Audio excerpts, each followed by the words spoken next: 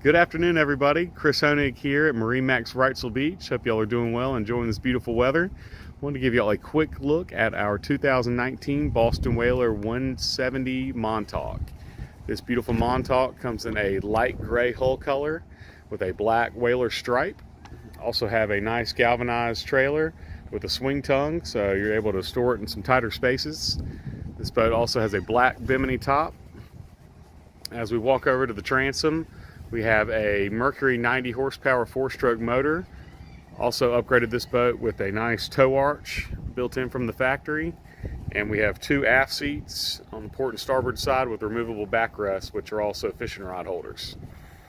This boat we've outfitted with a live well under the bench seat that removes forward and backward storage.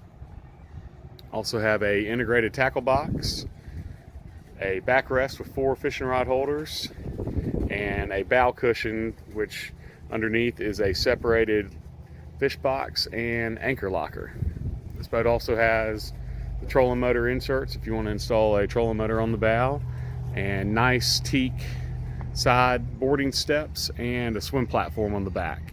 If you'd like to see this boat or any of our others, please give me a call, 910-617-3646. Again, this is Chris Honig, and hope y'all have a great week and happy boating.